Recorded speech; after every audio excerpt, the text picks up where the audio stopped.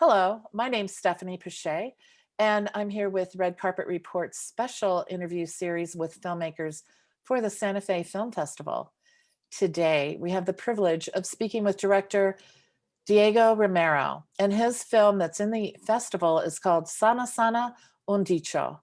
So, welcome, Diego. Thanks for joining us today. Thanks for having me. So, tell us a little bit about your film before we get into more about you.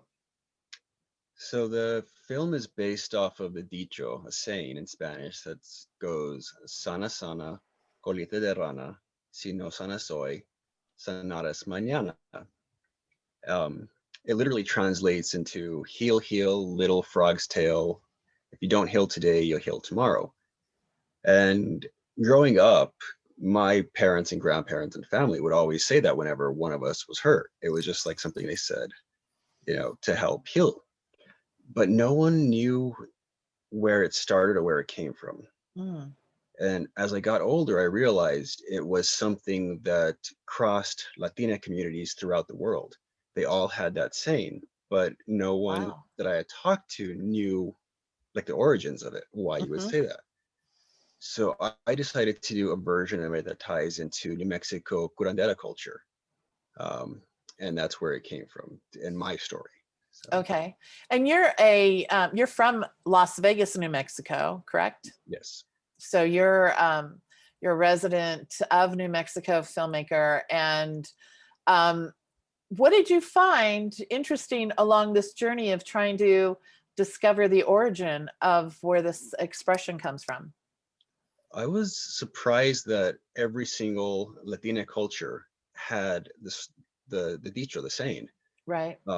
I had assumed it was like a northern New Mexico saying Uh-huh. because I've come across a lot of stuff like that where it's only northern New Mexico that deals with that or says that. Like, for instance, if we were to say ojito, Mm. most other Latina cultures would think of little eyes.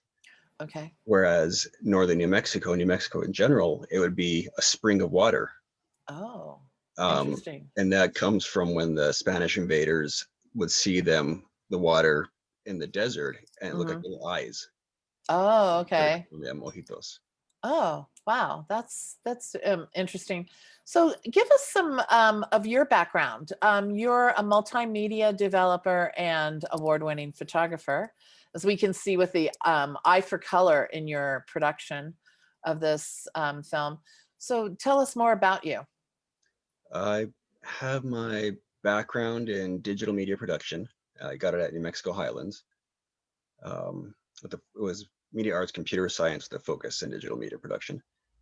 Um, the state of New Mexico has 5 of my photos in its permanent collection. 2 Wow. more will soon be joining them. I'm also a writer and an actor. And which of those multi-hyphenate talents do you prefer? Do you have I one think favorite over the other? I don't. As long as I'm creating, I'm happy is with it. Though I guess with photography, I do a lot of astrophotography, so I like to be alone at night out in the wilderness. So Mm. that's maybe gets a bit ahead of everything else. Yeah, and you've got some great skies here in New Mexico to shoot at night. Yes. I my backyard faces the Sandias, and I will tell you, every day since I've moved to New Mexico, I've taken pictures and shared on my social media, and my friends, from around are so just amazed at the glory. And I'm just taking daytime pictures. I'm not doing anything fancy at nighttime. And when I go out and sit outside at night, I think, "Oh, I wish I had a good camera that I could take really nice photos." But I'm so glad that you're doing that for us, because that's definitely something that, especially during the pandemic, we all need something to look at that reminds us of the beautiful world we live in, not the challenges we may be facing at that moment. Yeah. So tell us about some of the other projects that you've worked on. You had a film, as you mentioned to me previously in the film festival. What was that film that you had in? That film was Rio, and it was either in the 2007 or 2008 Santa Fe Film Festival.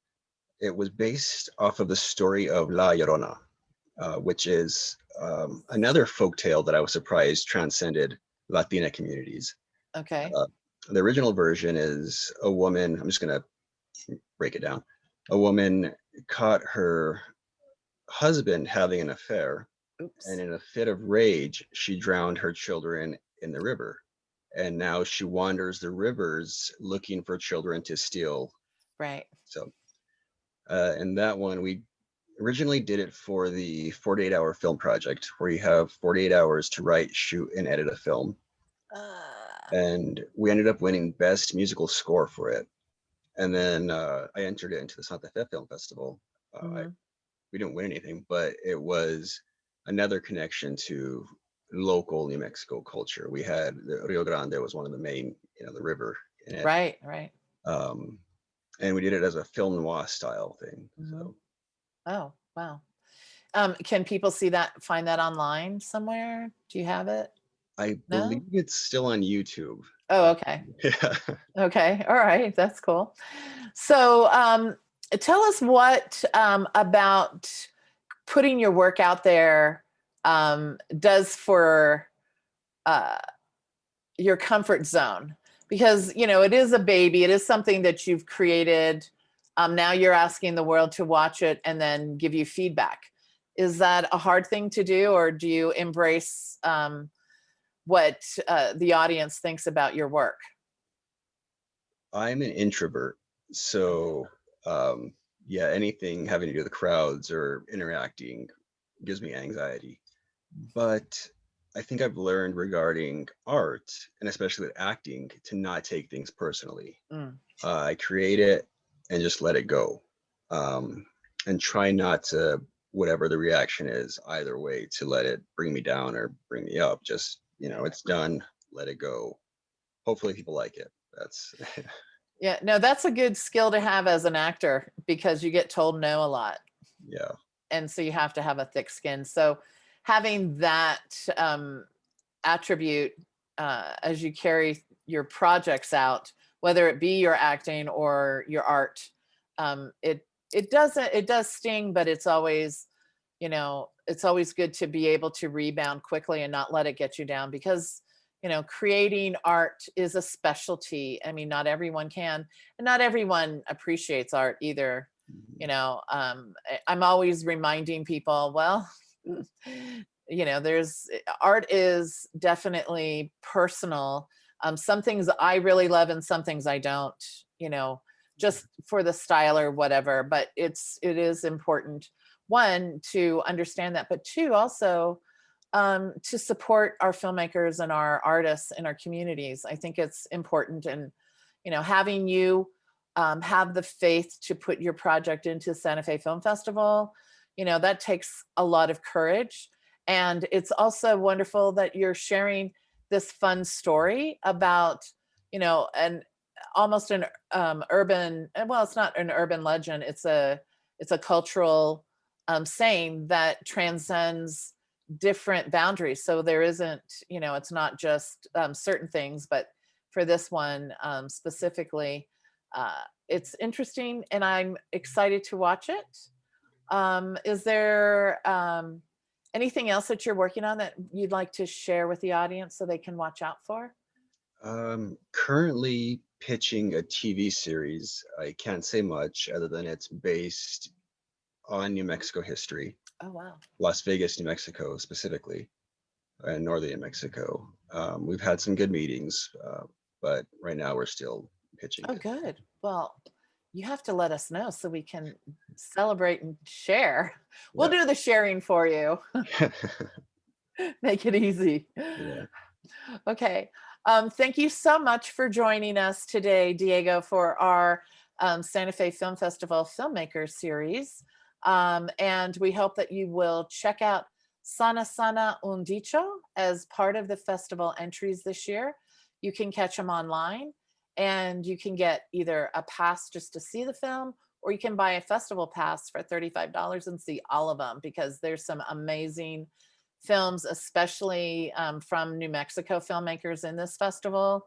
I am so excited to meet and talk to each one of the entries and their teams, because it's just so nice to have this diversity, and all of the stories are so different, and that's important to keep us entertained, especially now whenever we're in lockdown. Hoping Yes. to come out. Okay, and thanks again, Diego. We appreciate it, and best to you. We'll be watching you for future, including your acting. We want to see some of that too. All right. All right, Thanks thank for you.